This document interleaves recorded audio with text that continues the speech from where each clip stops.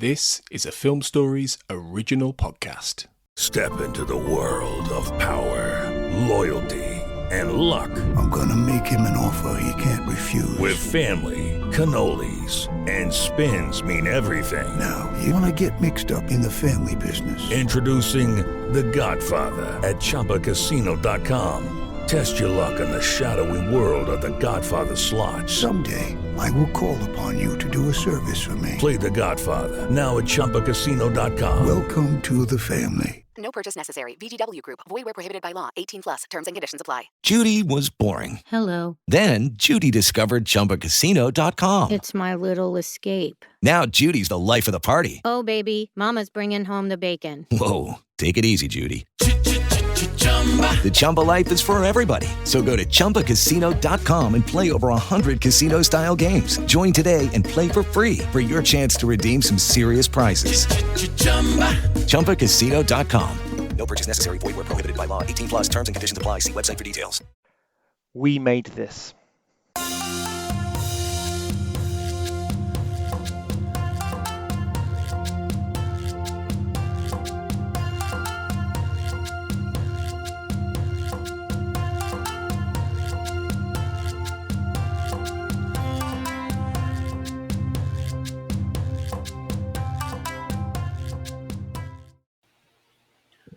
Welcome to the Japan on Film podcast. I'm your host, Perry Constantine, and I am welcoming a new guest today, and that is Mike Lund. Mike, how you doing today? I'm doing all right. Good. And so before we get started with today's movie, why don't you talk a little bit about yourself? All right. Well, during the day, I actually work for NASA managing data.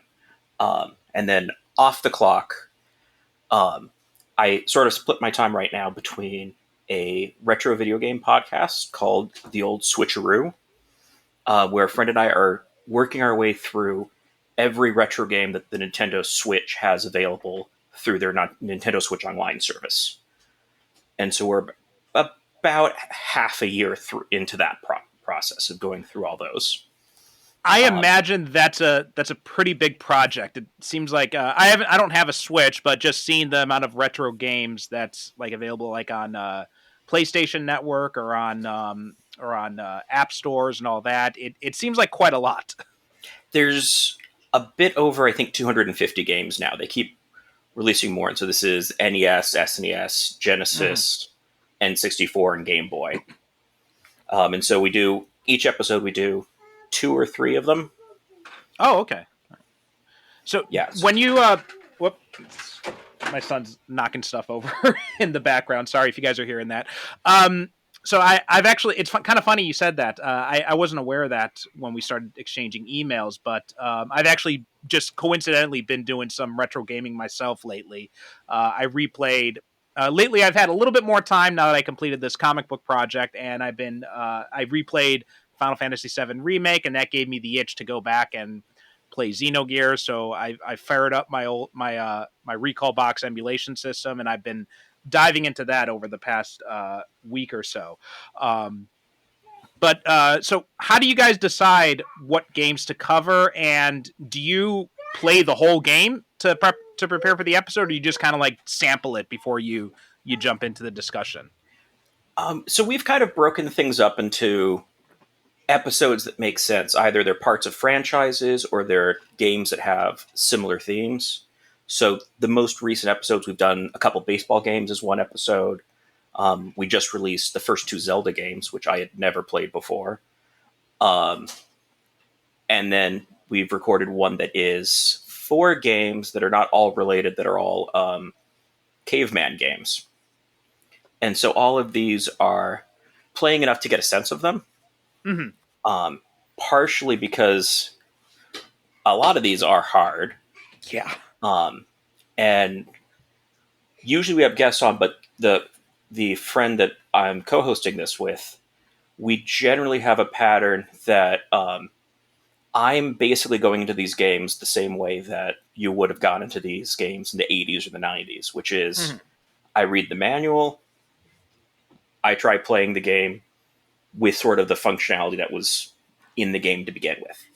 He's been approaching these using with a lot of the stuff that you can do with the Nintendo Switch and how it emulates the games, which allows you to do things like save the games at various points or rewind if something didn't go well. He's also a better gamer, so he gets through a lot more stuff than I do. So I've beaten some of the games that we've played. He's beaten much more of them. We always at least make sure that we have a sense of the game. And then it's kind of a question of how much we can get through. And some of those are games that you can beat in an hour, and some of those are 20 or 30 hours. So that kind of plays into it too. Yeah, I remember that. The one I still have nightmares of is the original NES Ninja Turtles game. That was just unbelievably merciless. And they had released the Cowabunga collection. I think it was like last year actually now. Which had like, all the NES, Super Nintendo, Genesis, and arcade games all in one package. And one of the things that they didn't do, which I'm really annoyed about, is they didn't have any sort of like real type of game enhancements for that NES version of the original Ninja Turtles game, because that game is just so unbelievably punishing. Yeah, it's been one of the frustrating things is that Nintendo, when they'd started rolling these out for, or at least for Nintendo and Super Nintendo, they also included some game modes that would basically either start you off at a further level or start you off with additional things unlocked.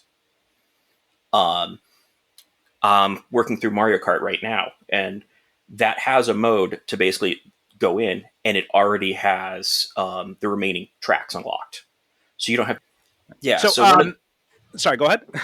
Yeah, so it's been nice that for the NES, the SNES, you can kind of jump back in without having to unlock everything, but then going through the Nintendo 64, which has a lot of games that had a lot of content that you unlocked over time, it is a little bit frustrating that they haven't introduced that kind of extra functionality where it's like, I never unlocked stuff on GoldenEye to begin with. I bought a used copy, I think, and then lent it to a friend who he and his brother unlocked everything for me and gave it to me. And now that it's all digital attached to your account, it's like, I can't do that. So anything that you have to unlock yourself. You can't just get the already used copy that had already beat it and then just go find what you want. Yeah. That's one of the things I like about the, let's say the less on the level emulation stuff like the Recall box, because you're not limited to what the developers think you want in it. You can just go through and unlock anything you want, which makes things a lot easier for me. Yeah, when you're trying to work it in with, you don't have all the time to go unlock everything. You kind of, especially if you want something where it's like, I have to play this for hours and hours and hours to unlock this other mode. I just want that mode. Yes, yeah, absolutely, yeah. So how long have you guys been doing this podcast?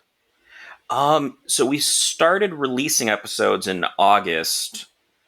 We started recording in about April and building up sort of a bit of a backlog so that we'd be ready to go, so that we can be doing this fairly consistently every 2 weeks, and that we'd be prepared to sort of ride out the school year, since he is a English teacher. Yeah, I definitely know what that's like. Yeah.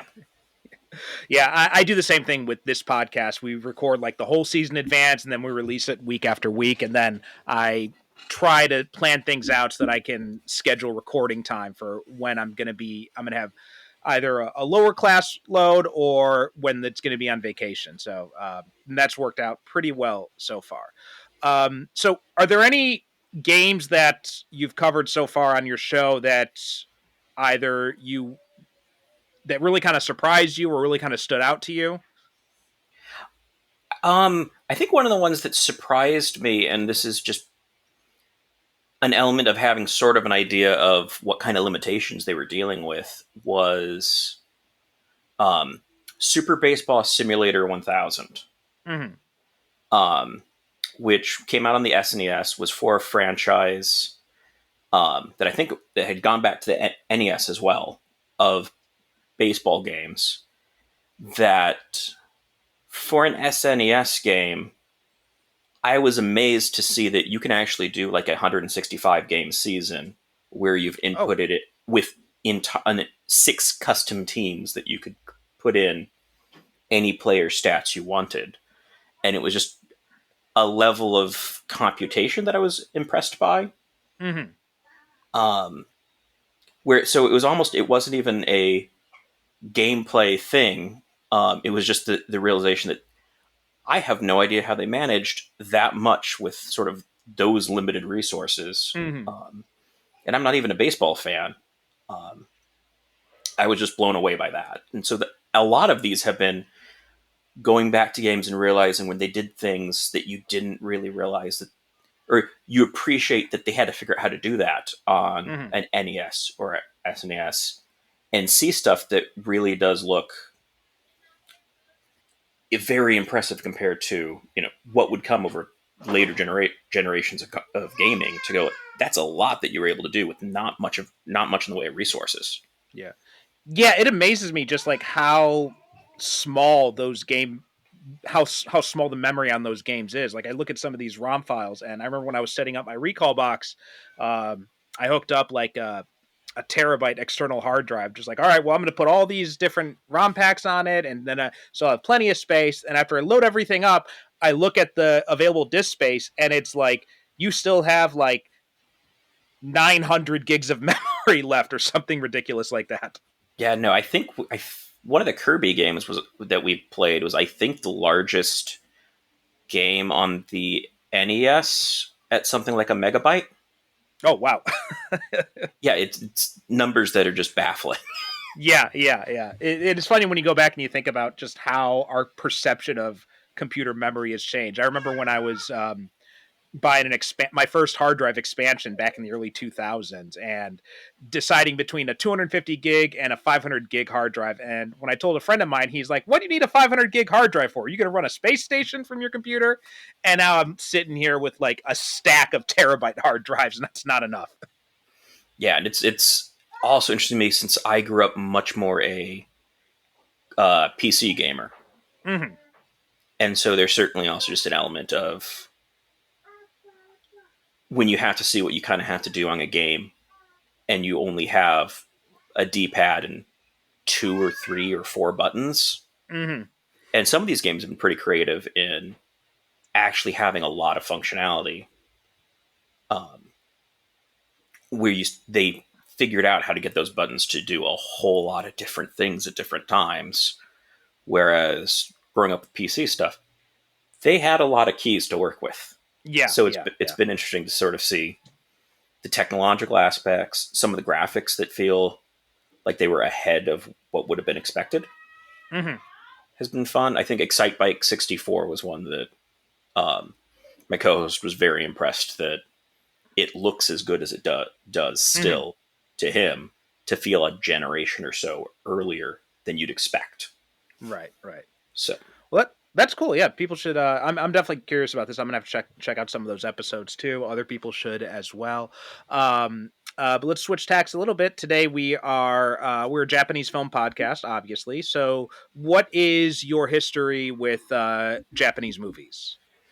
well, I'm very broadly a very large movie fan, and that's in a very general sense. And so I think it's at a certain point of watching film, especially watching, or at least to me, especially watching older film, a lot of that starts to really require getting familiar with Japanese film, just because of how it's influenced Western film. Mm-hmm. Even if you weren't going to go seek it out, when you start getting into things like, the first one that comes to mind would be how much of an impact Japanese film had on Western films. Right. And I think you've covered several of the movies that have shown up like that. And so just with watching a lot of film involved watching, being exposed to a lot of Japanese film, and I was particularly drawn, I think, to being sort of a fan of sci-fi, and there's a strong presence of Japanese film in that, with stuff like the Godzilla franchise. Mm-hmm. And then being a very big fan of animation, and there's so much anime there, and so much of an interplay of what's influenced what. Mm-hmm. And then in the case of something like Kwaidan, that kind of just comes along that I stumbled upon thanks to Turner Classic Movies, and it looked interesting, and I liked horror. Mm-hmm. And so it fit what I was after in a general movie. And I think at this point, I was checking my Letterboxd page just before this, and Japan comes out as like the third, or Japanese is the third highest language for what I've watched, and the highest rated. Oh, wow. Okay. So just out of curiosity, what was I imagine English was probably the first. What was the second language that came up? French. Okay. Yeah, that makes sense, especially if you're a cinephile. Then French cinema would definitely be a huge factor in that. So what Japanese movies were kind of like your gateways into this? I know you said you'd kind of like sought them out consciously because of the influence, but what were the ones that were kind of like the first ones that grabbed your interest? I think probably the first two that come to mind, because they were both around high school, would have been Spirited Away when it was in theaters. Mm-hmm. And going to see that with friends that were very interested in anime and were introducing me to anime at the same time. And then around the same time, I did a film class, and one of the films that we watched then, which was Tokyo Olympiad. Oh, okay. Which sort of, it left an impression on me at the time, and then I've recently revisited, and my appreciation of it has gone up significantly. That's the one about the Olympics, right? I think you had mentioned that in the emails. Yeah. Okay. Yeah, and it's fairly fascinating because it takes a much more artistic approach to documenting the Olympics than I think a lot of other films have. Oh, okay. And so it's a really interesting, and I believe in that case that was not what the company wanted out of that. Mm-hmm. But the result is it's probably one of the films about the Olympics that actually has had the most impact and the longest legacy. Mm-hmm. And so I think those were the first two. Okay. Yeah, that's interesting about, there are a few things you said there that I kind of want to piggyback off of. One of the things that's very much impressed me is that kind of like cross-cultural influence between Japanese and America in terms of movies, of TV, video games as well. Obviously, that from your podcast as well. But there is such a big crossover between those two, like the obvious ones, like you said, like Westerns and samurai films. But even, Kurosawa's early samurai films were very much influenced by detective novels. Like Yojimbo is basically Red Harvest, but set in the samurai era. And the cross cultural influence of horror, obviously with the J-horror craze and all that. But also like, you'd mentioned Godzilla too, and the tokusatsu stuff. That's, it's funny. That original the original Godzilla movie was the first Godzilla movie I saw, and it was the only movie I saw for a long time. Even still, like most of the Godzilla movies I've seen I've seen the original, I've seen Shin Godzilla, and then I've only seen the American ones. I haven't seen like any of the other Japanese ones really. But that's an interesting example of a film franchise that, completely different messages were taken from it when people watched in America. A friend of mine was recently commenting on Godzilla -1 and how he said, well, this is not my Godzilla.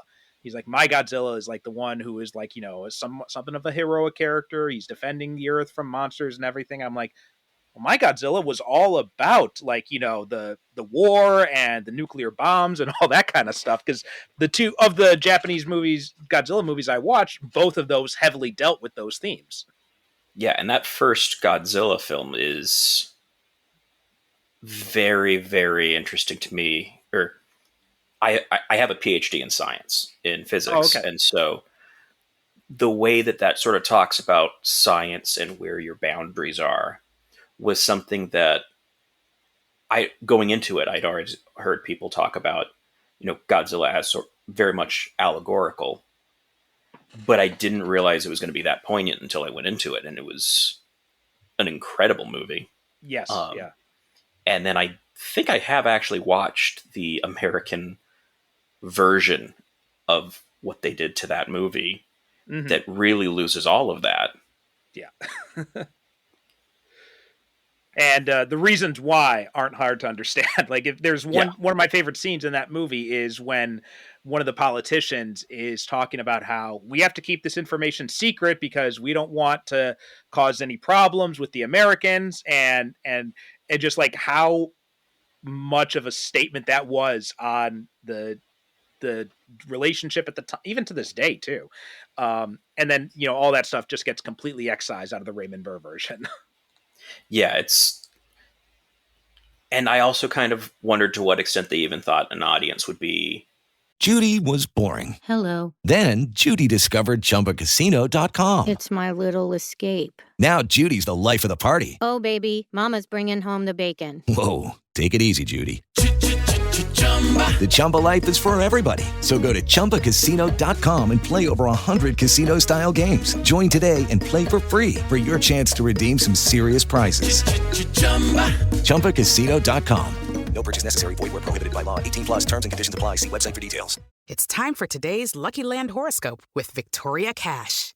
Life's gotten mundane, so shake up the daily routine and be adventurous with a trip to Lucky Land. You know what they say. Your chance to win starts with a spin. So go to LuckyLandSlots.com to play over 100 social casino-style games for free for your chance to redeem some serious prizes. Get lucky today at LuckyLandSlots.com. Available to players in the U.S., excluding Washington and Michigan. No purchase necessary. VGW Group. Void where prohibited by law. 18 plus. Terms and conditions apply. Prepared for something to get sort of that introspective for U.S. film at the time, which actually then plays a bit of an influence on the kind of reception that Kwaidan got when it came out. Yeah. That's a good point too. Like, especially when you think about the kinds of monster movies that were familiar to American audiences at the time. Very kind of schlocky. Very kind of maybe big on spectacle, low on content, or low on deeper meanings, whereas Godzilla is like the complete opposite. Yeah, there's some spectacle in there, obviously, but there's so much other stuff going on in that movie, and it is so introspective. And same thing with Shin Godzilla. I remember American audiences were very disappointed with it when it first came out, because they're like, well, I thought Godzilla is like this big monster that destroys stuff. What's all this stuff about bureaucrats having meetings? And then you watch it from a Japanese perspective after 3/11, the tsunami, and you're like, oh wow, I totally see what they were doing with this. Yeah, that one I still need to see. I'm very patchy on the Godzillas that I've seen. I have a Criterion collection that I'm working through. It's really slowly. good.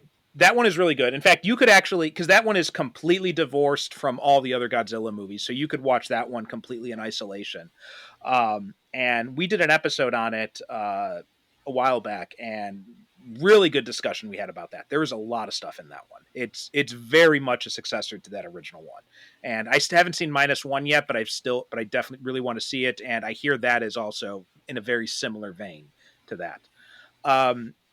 And another thing about this, the tokusatsu influence and all that, you can also see that, and I think I've talked about this on the show before, but my favorite example of that is the influence of, people obviously know that, Power Rangers in America they used the action footage, the sci-fi footage from the Japanese shows, and then intercut it with, footage of American actors in their civilian identities.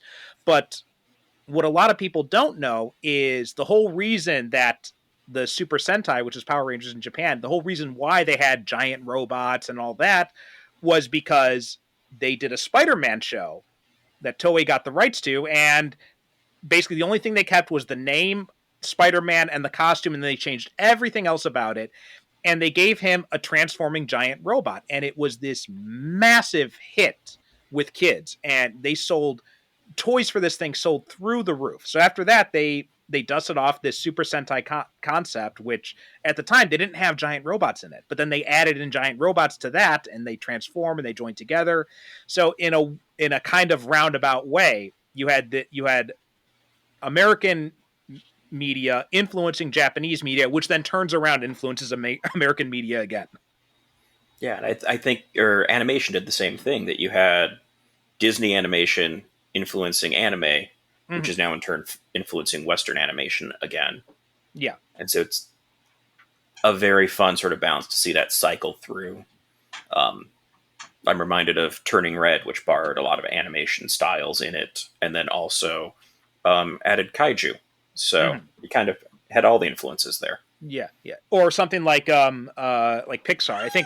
I don't think you get to Pixar without having like Studio Ghibli and all that kind of stuff, where Studio Ghibli kind of like pioneered this model of these movies that, you know, kids love and they go crazy about, but also there's a lot of stuff in there for adults too, and adults can really get into them as well. And I think Pixar really kind of picked up that ball and ran with it in a way that not many, even Disney wasn't able to really do before.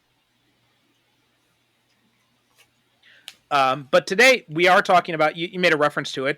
Today we're talking about Kwaidan, which is a 1964 Japanese anthology horror film. Now, one of the interesting things about this is it's spelled Kwaidan with a W, but that is actually not how it's pronounced. And the reason why is because this is based on a anthology that was not necessarily written by, but it was kind of compiled and kind of reinterpreted by Lafcadio Hearn, who was an American who had moved to Japan, and he ended up becoming a Japanese citizen. In Japan, they know him by his Japanese name, Koizumi Yakumo, because back in those days, if you wanted to become a Japanese citizen, you had to take on a Japanese name. So he took on his wife's family name of Koizumi, and then he added his name of Yakumo to it.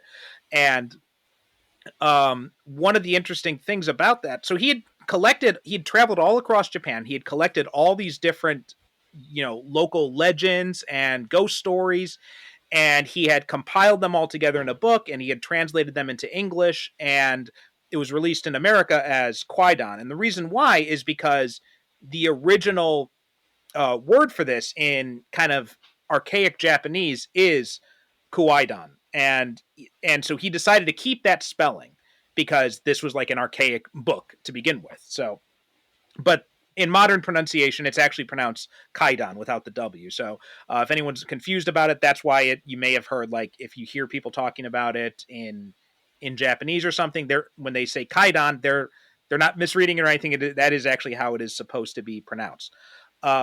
Another interesting thing about this is it's got 4 stories in it. The Black Hair, The Woman of the Snow, Hoichi the Earless, and In a Cup of Tea.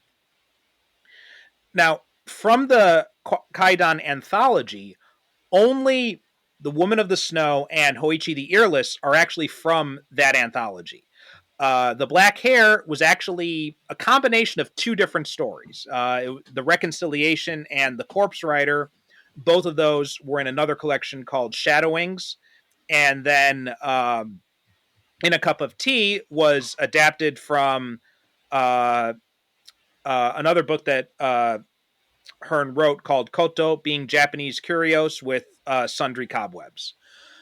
Now, I've taught many of the different stories in the Kwaidan book in my literature classes, so I'm very familiar with them, especially Woman of the Snow and Hoichi the Earless. Those are probably the 2 that I've taught the most, and I've shown my students these film versions of it. So I've actually never seen this film all the way through until preparing it for it last night. I had only seen The Woman of the Snow and Hoichi the Earless, and those are the only ones I had seen of it. And only now, last night, did I finally see Black Hair and In a Cup of Tea. So that's kind of my history with this movie. What about you? What is kind of your history with this movie? So this started out as a movie that I stumbled upon about a decade ago because it was on television. And so at that point, there's a couple different versions of this movie. Mm-hmm. So the original version is about 3 hours. Yes. The first version that the US had was about 2 hours. And which actually the Woman of the Snow was entirely cut out. Yeah, yeah. And then when it was reintroduced, this got it up to about 2 hours, 40 minutes. And then most recently, there's a Criterion collection that brings it up to the full 3 hours. So I initially would have seen the version that's about 2 hours, 40 minutes. And so I'd stumbled upon that on TV and found it incredibly fascinating. And so I actually got the chance to see this in theater in early 2020. So it was, I believe, the last movie I saw in a movie theater for quite some time. And then this time around, went through the Criterion Collection 3-hour version. So this is the first time that I've seen the full-length film. Yeah, and I'd read that too, that they had excised Yuki Onna out of the initial American releases, which kind of surprises me because, I don't know, for me at least, that is the most interesting, that's the most compelling story in this whole set. So I think Miminashi Hoichi is also really good, but I think it's a little bit too long. I think there's definitely some stuff in there you could cut out. So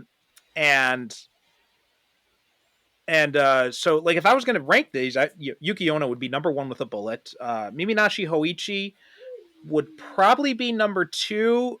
I think it's probably about even with Kurokami, and a big part of that is because of the length of Hoichi. If it was a little bit shorter, I think that would have put it above Black Hair.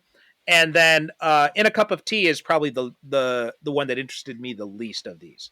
How about you? Where did kind of you land on if you're going to rank the stories in it? I mean, I definitely agree that the one that is highest for me is Woman in the Snow, because the visuals of that are just, the visuals in all of this is great. But that one is just breathtaking. I think it would be Rochi the Earless second, although I definitely can see the issues with it going a bit longer, although I kind of feel like part of why it feels long is some of the stylistic decisions made in there. And then the last one is sort of tough. I think I kind of enjoy Cup of Tea a little bit more. And I think part of that is because that one is a deliberately very ambiguous conclusion. And that one sort of lingers with me in a way that Black Hair doesn't quite as much. Although they are... I kind of feel bad having to pick because I don't want to put any one of those last, because they all... This certainly is not a situation where it's like there's a weak story in there. Yeah. Bring it down. No, absolutely. Yeah. I mean, they're all very good stories. Like, none of these is like a waste of time. I wouldn't say like, you can just skip that one completely. You don't need it. I mean, there is something there's something to enjoy in all of these ones. I think part of it too was just also In a Cup of Tea was the last one. And, at the end of like a 3-hour movie, then it's just kind of like, all right, I'm ready to be done with it too. I think there's an element of that in it as well. Another interesting thing about this is, you mentioned the visuals of Yuki Onna especially, and that's one of the things that stands out to me every time I watch this was how it, this is all obviously shot on sound stages, but one of the things that really impresses me is the painted backgrounds of Yuki Onna really kind of resonate in a way that some of the other ones don't, because it really kind of feels like you are in a fantasy realm. They really make you feel like it's... I mean, if you look closely, you can tell that Yuki Onna is shot on a soundstage, but I think that one takes the most care to make you feel like you are in an actual location. Whereas, like, I remember, like, the Dan Oda battles in Hoichi feel a bit artificial, right? It's obvious they're not on an ocean front in that. I mean, it's just the water is so completely still, and you just don't really get the feel that this is this epic sea battle that it's supposed to be. Whereas Yuki Onna, even with the painted backgrounds, even though if you look closely, you can tell it's on a soundstage, it still does feel in those opening scenes like they are in the middle of a blizzard. I actually think certainly the way that they use the sound stages in Woman of the Snow is incredible, in part because they use sort of the backdrops to give these a very surreal element. Yes, yeah. And so I think that works well with the fact that they've done so much work on the set in front of it to then have this surreal element introduced. And I think that's more of why I think in the battle with Hochi the Earless, that the way it's cutting between that battle and the tapestry artwork of it, Mm-hmm. I think also is more that it's not meant to look like it's the true depiction of what this would have looked like, but more it's bringing that art style to life in a sense. Mm-hmm. And so it doesn't have the sense of depth that real life would have, but then the artwork doesn't have that sort of a sense of depth to it either. Mm-hmm. So I think in that point, it's more bringing that artwork to life in a way that I do really appreciate, even if it has a sense of slowness to it, but I think it kind of works to make this feel like this is real people representing static images. That's a good point. Yeah, I could see that too. Another thing about this is the film actually exhausted its budget while it was before it had finished production, and the director Masaki Kobayashi, he actually had to sell his house to finish financing the rest of the film. And I do wonder how much of the budget, kind of where the bulk of the budget went to. If I was going to take a guess, my guess would probably be it went mostly to Woman of the Snow would probably be where, because that one feels like the one where there's the most effort put into it, as far as like the set design and all that. I think Hochi the Earless, I think, to have the scale of those battles. That too, yeah. To have on water, the fact that the monastery, which still is all in a set, but the monastery is actually has a bridge over water and everything. That has some parts that it really initially throws me to think that so much of this is on a set because they put so much effort into that.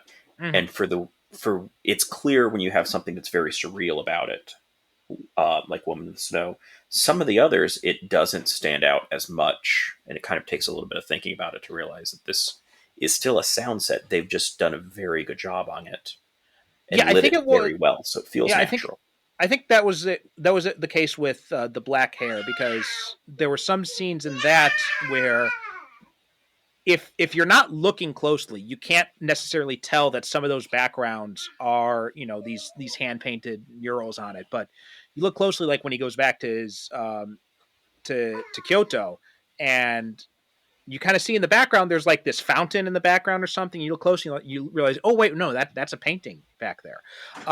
Whereas in something like Yuki-onna, the mural stands out a lot more, especially because it's, I think, also in big way because there's not so much blocking your view of it like there is in that scene. I think that's also true as well. Like it doesn't stand out as much as it does in Yuki-onna, where the whole focus is on these kind of bare foregrounds where there's not a whole lot in the foreground, but in the background, and it really makes those visuals and that kind of those surreal murals really kind of stand out. Yeah, and I think some of that also comes from the color decisions that were made, and it's fascinating that this was his first color film, and this movie looks absolutely incredible, and it really uses bold colors, and I think especially in Woman of the Snow, there's this contrast between shots that are very, very limited to whites and blacks and maybe blue, and then shots that are meant to be much warmer, that have reds and oranges and yellows and these very bright skies. and then some of the shots that mix the two, and it's just this amazing contrast between stark white snow and a red sky, that it doesn't feel like it's a normal part of the world, but it's absolutely breathtaking to me.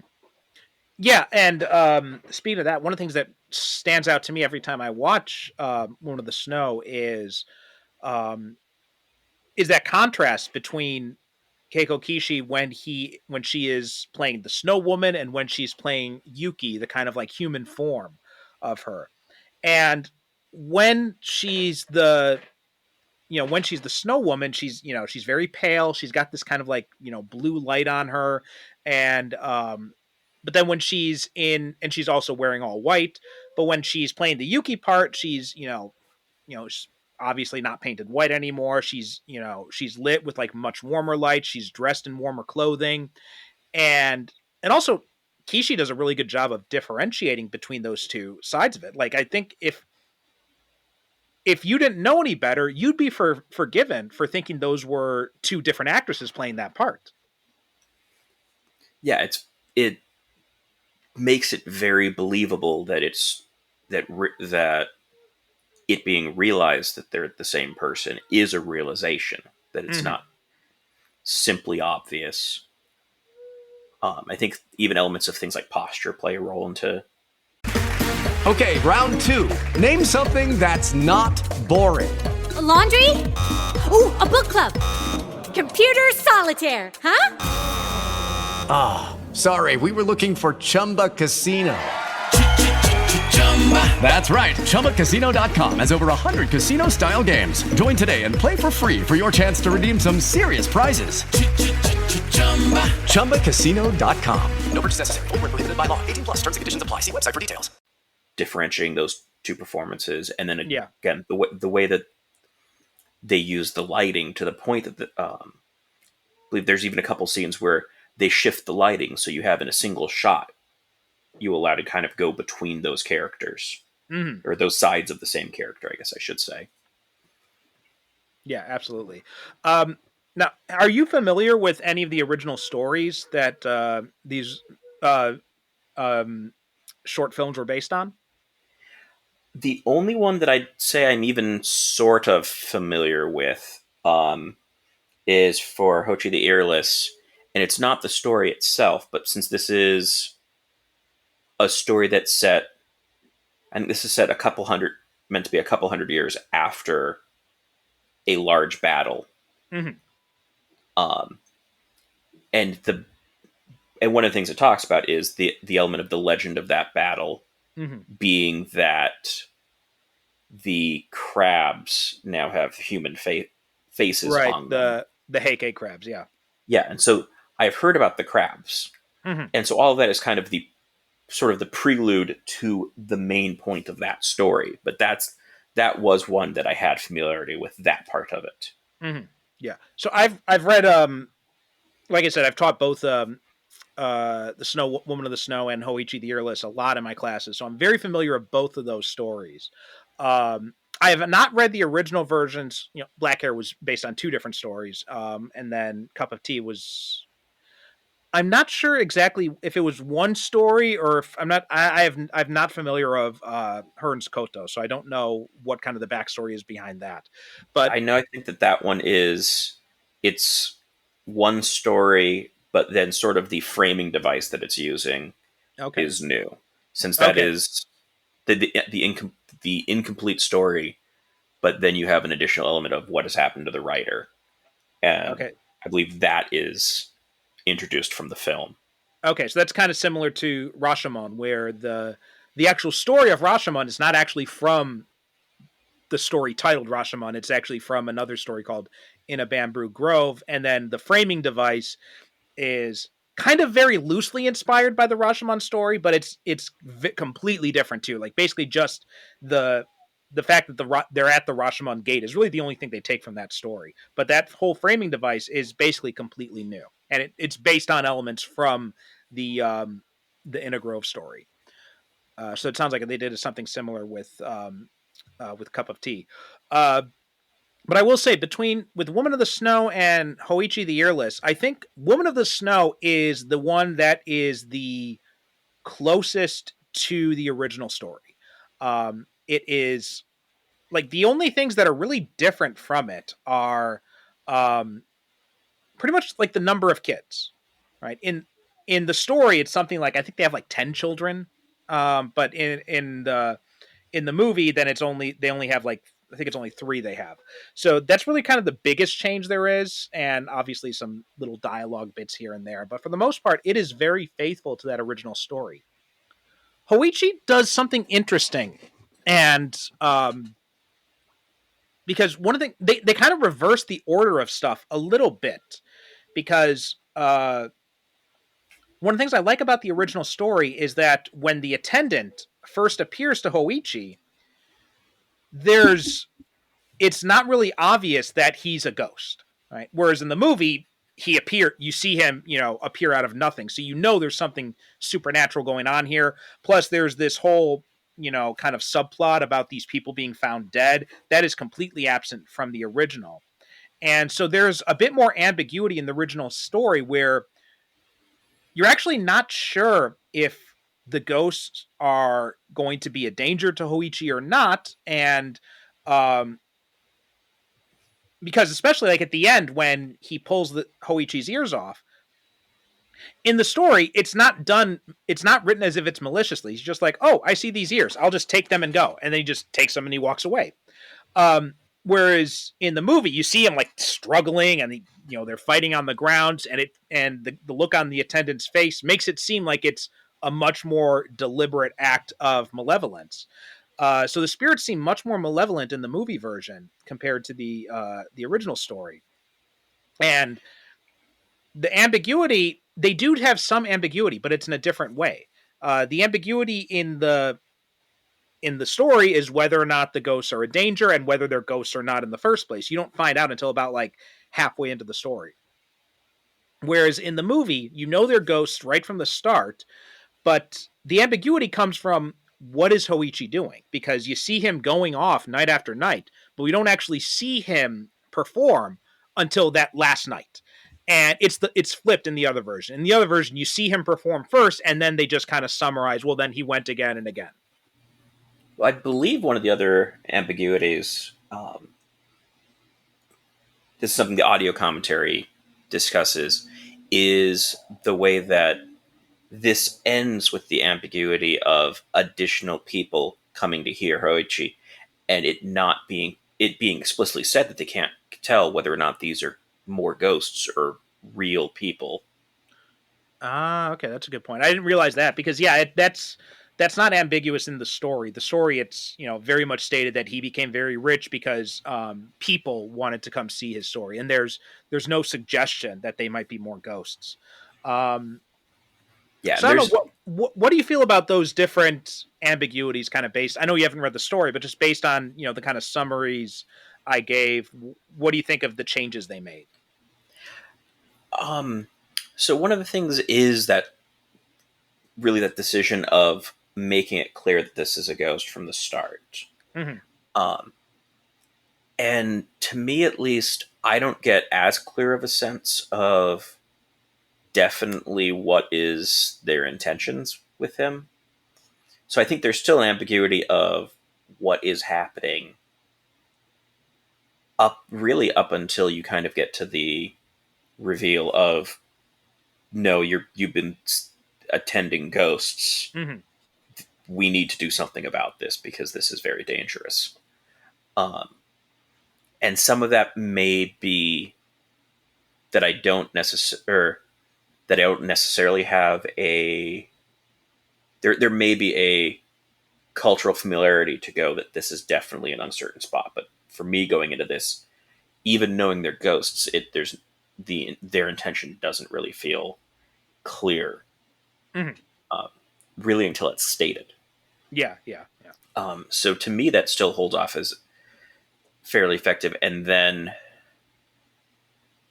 I don't view the taking of the ears quite as maliciously. And I think some of that may be because they do a great job of showing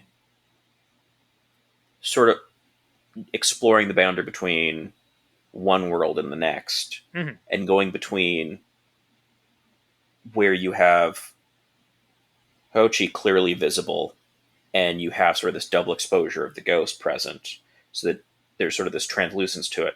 And then in one shot, they just switch over without a cut to now the ghost is fully formed, and all you see really of Hochi is an outline of the ears, and seeing that it does feel like, to me at least, that the intent still is just intending to take the ears. It's just that there's more of a difficulty to that, but that it does feel like he just figures, well, I need to bring the ears back because that's my task, without having it.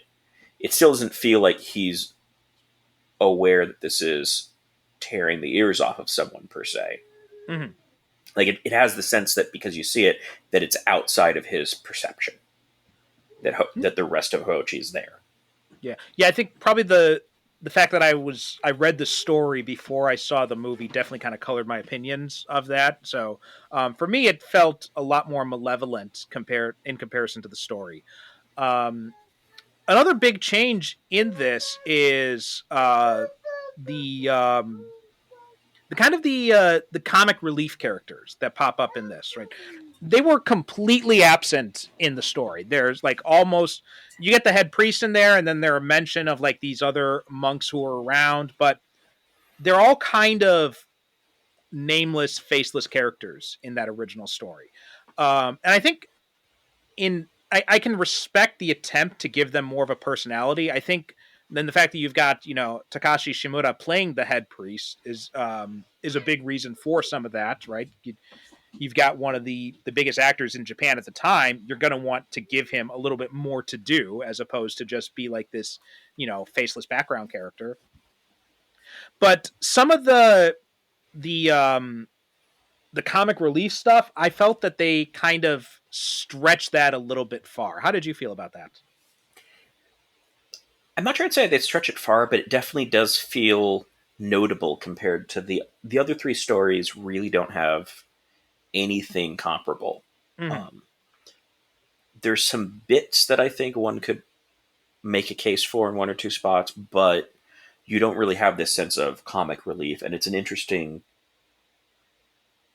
thing that it doesn't shift the overall tone, but it is a little bit surprising that that's introduced into one of them without really having something similar in the others. Yeah, and so heavily in this one in comparison to the others, because and all the others, they're much more lean, right? Like, I mean, I think if I'm remembering correctly, In a Cup of Tea is probably the shortest one. I think it's only like 30 minutes long. Whereas this one is, I can't remember the exact length of this, but I remember feeling like this feels like a lot longer compared to a lot of the other stories. Yeah, I think a lot of that comes out of that, both the initial prologue of the battle and then sort of an additional retelling of parts of the battle where you're actually hearing Hochi doing it. Yeah. So let's talk a little bit about Black Hair. Like, this is one that, again, this is my first introduction to this story, and I liked a lot of this story. I think the effects of the black hair attacking him, that felt like one of the places where maybe they were kind of straining with the budget a little bit. How did you feel about Black Hair?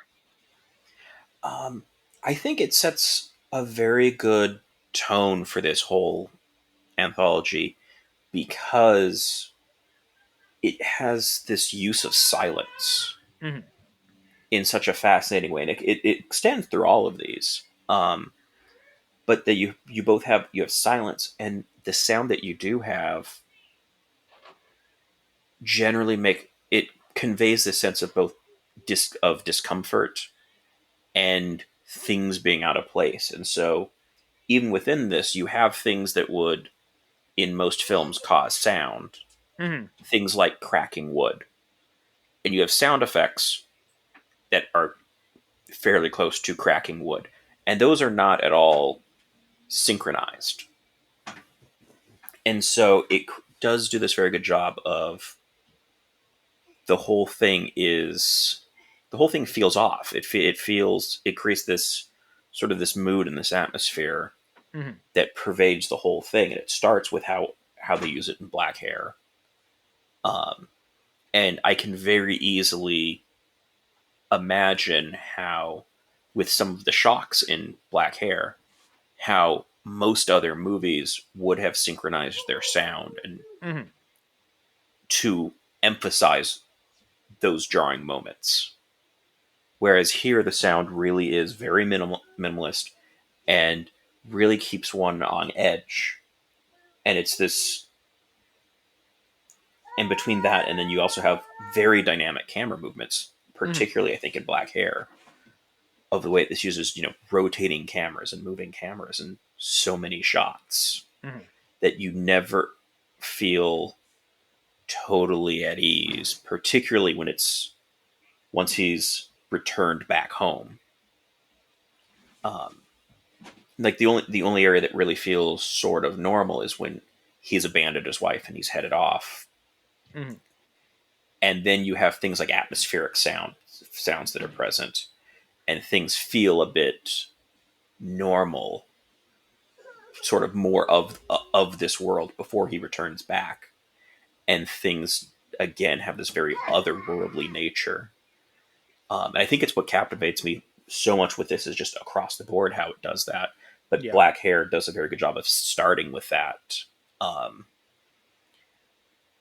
think the ending may not be as consistently strong as the rest of that. And that's just that a little bit of it starts to feel ridiculous, with the hair sort of attacking him kind of thing feels a bit odd. Yeah, with like the hair like kind of jumping at him and all that. Those are parts where I felt kind of weird watching that. But yeah, the other I agree with you completely on all that stuff. I mean, that whole sequence when he gets back to Kyoto, there is this looming sense of dread behind everything. Even when he sees his ex-wife there and he's talking to her, and just like the way she's speaking to him, you can tell that there is something off. And I don't have the luxury of remembering what the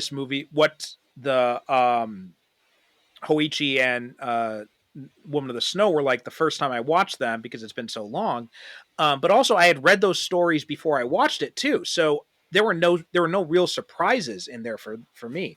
Whereas this movie, I was going into this, with the Black Hair, I was going into this completely cold. So, I mean, it's not like a jaw-dropping surprise or anything to when you find out that his ex-wife has been dead the whole time. But so I was expecting something like that to happen anyway.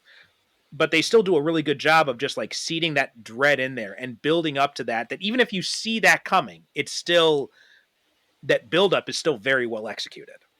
Yeah, and I think it's with all of these, I had the convenience that I was using Letterboxd a decade ago, and went back over my review from when I first saw this. And a lot of it is sort of knowing that something is going to happen, but I never felt with any of these stories my first time through it that I knew what. Something, there is the sense of unease, something was going to occur, but it wasn't particularly clear exactly what those things were going to be. Nothing felt particularly telegraphed. Right. Yeah. Yeah. And so then that leaves In a Cup of Tea. What were some of your thoughts about this story? I feel like this is the one that I wish I had a better understanding of just what was being attempted with it. So it's this interesting. There's elements here that, and I hit this with watching foreign films every so often, where it feels like there's additional interpretations that I should be seeing that I'm not. So the premise here is we're drinking tea that he's seen a reflection of someone in it, and then it's that person coming to get revenge for that. And so there's elements of that it feels closer to of anything here, it's the closest one that feels like a Twilight Zone episode that would be particularly distinctive in that I don't have any sort of cultural reference points to attach that to in the way that the more traditional ghost stories I do. So that's the one where there's always this sense of, what am I missing about this?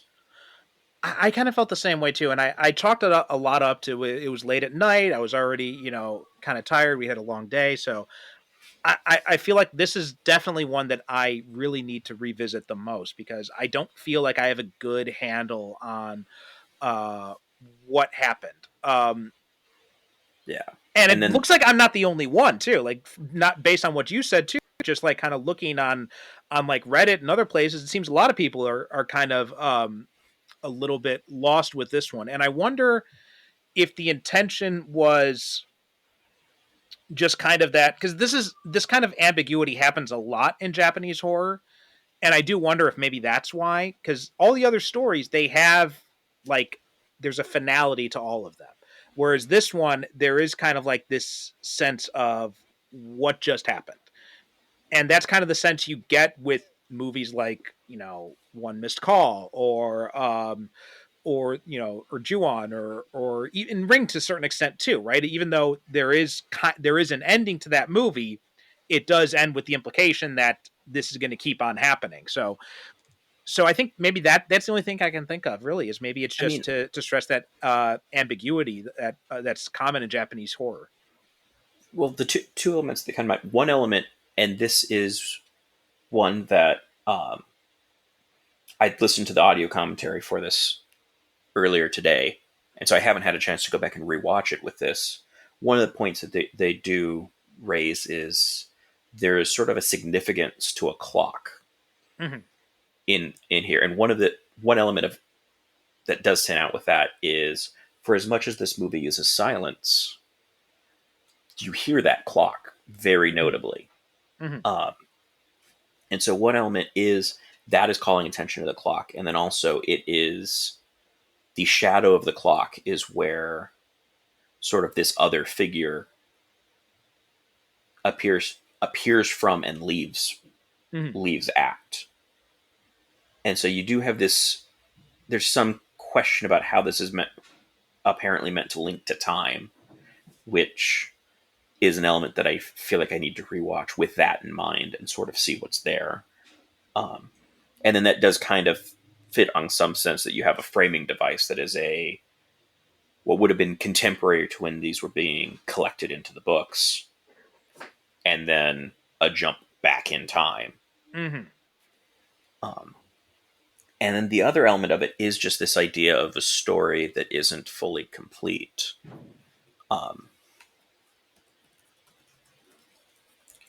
Which I think is the sort of thing that is an interesting angle to do as well, is to explore the idea that when you have stories that are being passed over long periods of time, they don't always stay intact. And so I'm trying to remember, and I want to say it may be something weird like Fellini's Satyricon or something that is based off of an old story that doesn't have a complete telling.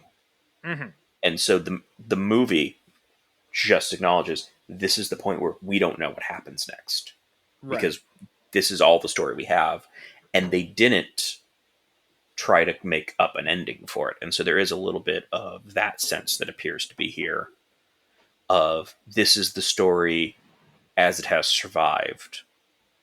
We don't know the next thing. And I think that's an interesting thing that I kind of enjoy, seeing something willing to do that rather than fully conclude it. They didn't write, and the comment that comes up when the story is found and the writer's missing is basically, I got to this point in the story and I couldn't come up with how this should end, so I'm leaving it up to you. And I think it's an interesting thing to explore, and I think it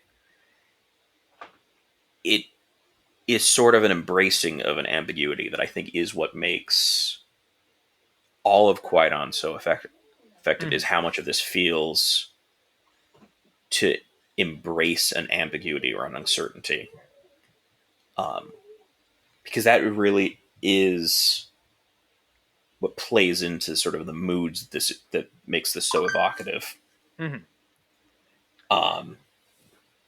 And what I find so interesting about that is I think it's what makes this both something I enjoy so much, but also why I feel that this is very difficult to approach, especially if you're coming at this from a Western horror film perspective. Mm-hmm. Mm-hmm. Because this is so different from really a lot of horror in general, to not focus on large scares, but to create a mood that's uncomfortable and sort of otherworldly. Mm-hmm. And even for the other horror anthologies that were being made around the same time in the West, this is just a dramatically different feel.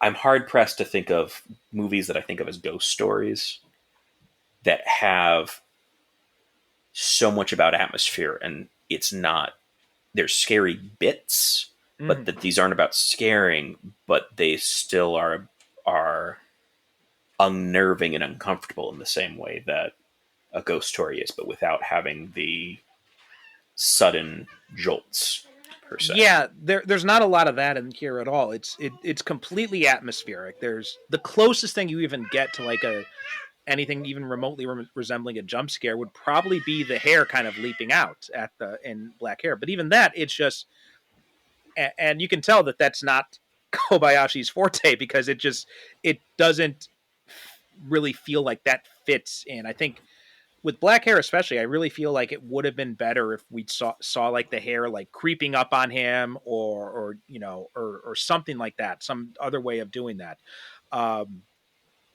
Yeah, it's pretty much just all atmosphere, and that's where most of it comes from. It's not a scary movie. It's just more you feel unsettled by different things you see. Like nobody's going to be watching this movie and screaming during it.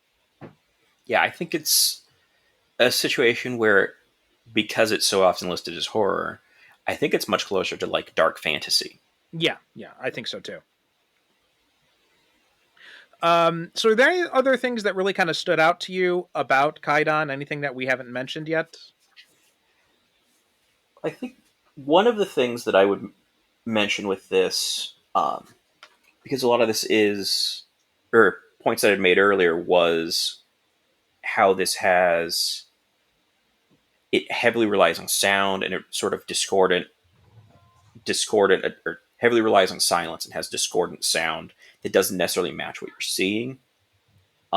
It does things like you hear about the drummers drumming and showing the drummers drumming, and you don't actually hear it. You just hear it. You're just told that's what's happening.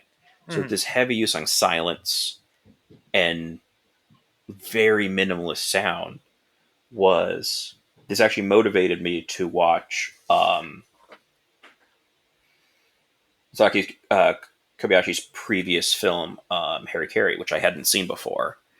And it was even more fascinating to see how much more conventional that movie feels in terms of its score, its ambient sound, the camera work being good, but not having this otherworldly nature. And for me at least, it really made this stand out so much more, to see that this wasn't just an element of his style, but that it really makes all of this feel very deliberate. That it didn't stumble into being this good at sort of feeling not quite right for the world. And really creating the sense that you're not dealing with the world as you're used to it. And that pervades through all four of these in ways that I think are not as obvious as, it's one thing to be like, that's a ghost. It's another thing to really start to notice, the sound doesn't match up, and it's in a deliberate way. Yeah, I think that's very well said too. And I really like this movie as well. I think it's you'd mentioned the colors as well, even just like in the opening segment where you've got all these like swirling colors back and forth, is really well done. And it's, again, got some issues with that that black hair, but other than that, it holds up very well. It's and it is one of those things where if you're kind of intimidated by that 3-hour runtime, it's four stories, so it's very easy to break this apart into 4 different viewing sessions if you want to. The other thing I think helps with that is because so much of this is about creating this atmosphere, so much of this is reliant on silence, or especially coming from the perspective of having to rely on the subtitles, there's not that much dialogue in this. You usually have some narration that sets things up, and you have a whole lot that is not reliant on any dialogue because it's using colors and sound, and even pacing to some extent to create a mood that you can really just sort of focus on that. And it doesn't make this feel as long as it would be if this was 3 hours of talking. No, absolutely. Yeah. In fact, I think a lot of these stories you could probably watch without subtitles and you could follow them pretty well. In fact, I remember when, I think one of the first time I showed Woman of the Snow to my students, there was some issue with the video file or whatever. And for some reason, the subtitles were not working. So I could not have the subtitles on when I was watching the movie with them. And, obviously I'd read the story, so I was already familiar with it all, but I did not feel at any point like I didn't understand what was happening, even without the use of subtitles. So even if you don't, this movie does a very good job of getting it across without really much of a language barrier. You can follow this very well, whether or not you use subtitles with it. Yeah, it's very much creating this without it being dialogue heavy. It also means I think so many of these shots are just visually stunning that it really just is taking those in, and which is not as much work trying to work through as if this was trying to go through, a dialogue based scene. Yeah. I'll also say that if you're looking for this movie, and I've called it Kwaidan, but it is spelled Kwaidan on the DVDs. So if you're looking for this movie, do make sure you get the one with the W in it, because that's the one from 1964. There is another movie that uses the modern spelling of Kwaidan, which came out in 2007. It's directed by Hideo Nakata, who directed The Ring, and I've never seen this movie, so I don't know if it's good or not, but I just wanted to let people know that it is a completely different movie. So if you're looking for Kwaidan, make sure you get the correct version from 1964. Yeah, and for that matter, also paying attention to which runtime you're getting. Yeah, I was going to say that too, but I was just doing a search on Amazon US, and I think all the versions I'm seeing on here, at least all the versions that are, basically in print, seem to be ones that have the 3-hour version. So if you're watching it on like Amazon or on Max, I think you're pretty safe with that version, the 3-hour version. There is also apparently there's another movie called Kwaidan as well, which seems to only be out on VHS. And oh wait, no, this is the same one. This is the same one. It's just got a very strange cover to it. It makes it look completely different. But yeah, if you're looking for VHS copies, and I think that's the 2-hour and 44-minute one. But if you're on DVD or on streaming or on Blu-ray, I think you'll be safe with the 3-hour version. But you just might want to double check that it does have that 3-hour runtime on it. Yeah, and to be fair, there's not too much that I noticed as a difference in that. I have some idea where some of those scenes were, because it is mostly Woman of the Snow that has changed in duration. But it didn't. There wasn't anything that I watched and really went, I definitely don't remember that for the most part. So it's extending it without, but I think all the good bits are still, or all the key bits are still in the slightly shorter version. It's just a little bit more fleshed out. Okay, so Mike, thanks so much for coming on. Why don't you tell people where they can find you? Yeah, so you can check out my podcast, The Old Switcheroo. That's within Switch-A-Roo. Anywhere you find podcasts, or at theoldswitcheroo.com. And then for all my movie thoughts, I am on Letterboxd as Lobacca, Lowbacca, which will have 3 reviews now of Kwaidan, as I get to go back through this again from another perspective. So thank you very much for having me on. It's been a blast to talk about this. I do love this movie. It's one of my top 4 on Letterboxd, because I find it absolutely breathtaking, and it's a joy to come back to it and go through it more and learn a bit more about the literature sources for this, and just that I still am appreciating this movie as much as I do. Yeah. Well, thanks for coming on too. Thanks for picking this movie. This is one that I've had on the list for a while, so I'm glad to finally get to knock it out. Also, yeah, definitely check out the stories that it's based on, especially the ones in the Kwaidan anthology, which that has Hoichi the Earless and Woman of the Snow in it. Anyone else too, definitely. In fact, all of those stories are in the public domain, so like you can go get them from Project Gutenberg to download them. So you can get them for free completely. There's also Japanese versions on, I think it's Aozora Bunko is the name of the website. If you can read Japanese, if you're interested in seeing the original Japanese translations, you can find them there as well. But yeah, that does it for this episode of Japan on Film. Thanks so much. We are japanonfilm.com is the website. Japan on Film on the socials, which is basically Blue Sky, Threads, and Instagram these days. So please check us out. And if you are interested in supporting my work, I have a comic book out now called Paragons of Earth, which I did with Thomas DJ and Eric Johns. You can find information about that at crowdfunder.com/paragonscomic. That is crowdfundernoe.com/paragonscomic. Please go check that out. Help support us that way. And again, we are part of the We Made This podcast network. So listen up after the credits to hear what is coming up next. Thanks for listening, and we'll talk to you next time. The Japan on Film podcast is produced by me, Perry Constantine, in conjunction with the We Made This podcast network. Visit japanonfilm.com for show notes, episodes, merchandise, and information about being a guest yourself. You can also reach out to me on the website's contact form if you have questions or comments about Japanese movies or the show itself. Follow me on Twitter and Instagram at japanonfilm. If you'd like to help support the show, you can donate at japanonfilm.com, wemadethisnetwork.com, or by leaving a review on Apple Podcasts, Spotify, or wherever you get your podcasts. You can find links with information about each guest and join the discussion on the We Made This Discord in the show notes of each episode.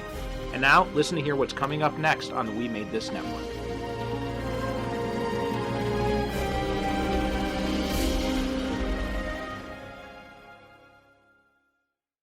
Hello, and this is Frame to Frame, part of the We Made This podcast network. We are a podcast that take 2 seemingly unconnected films and slam them together with the most obscure theme that we can find. I'm Andy Williams. And I'm Sean Wilson. And every Wednesday, you'll be able to find out a little bit more about the different themes and different films that we look into with insights such as this. You're literally crying with laughter as you're recording, because it just snowballs on and on and on. And it kind of reaches this kind of idiotic nirvana. As in, like, what is he doing? This is the guy that made The Sixth Sense? The fact that it ends where oh my gosh, we're in 2 separate places, but we need to get outside to see to each other, to be together. And then they look at each other, and then nothing happens. so it's the unhappening, and it's like the big twist, the big M. Night Shyamalan twist at the end of the film is that nothing happens. You know, the very bothersome thing on Rotten Tomatoes that you cited about the idea that there is somehow a difference between the way critics see movies and audiences see movies. Well, yes, but critics watch films as an audience, so critics are an audience. So that's a complete fatuous thing. The reason critics get into criticism is because they love it. Yes, exactly. Yeah. That's all that it is. The reason we do this podcast is because we love film. Yeah. There is no such thing as a wrong reason to laugh at Moonfall. Legitimately, I had so much fun. And I remember telling you at the time, on our Roundup of the Year podcast, we will be doing Moonfall.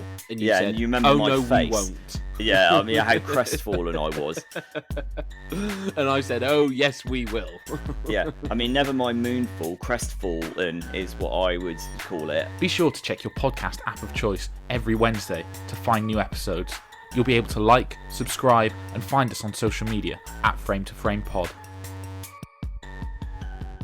Do you like crime stories, books, and people talking about those things? Then you should check out the Read and Buried podcast. A murder? A murder. Oh. I'm Frankie. And I'm Sarah. And in each episode, we pick a different theme and surprise and delight each other with a cheeky little review. As you started reading it, I was like, this sounds like a romance novel. And then you got to monstrous crime. Yay, there it is. That's what we're here for, isn't it? We're also regularly visited by many talented and best-selling authors, including the likes of Chris Whitaker, Elizabeth Haynes, Emma Stonex, Fiona Cummins, and a whole lot more. I obviously listened to the podcast, and I listened to you interviewing Chris Whitaker, and I thought, oh, hey, that sounds like a really good fun podcast. If you like your crime books with a big side of silly, this is the podcast for you. Listen to the Read and Buried podcast right now, brought to you by the We Made This network.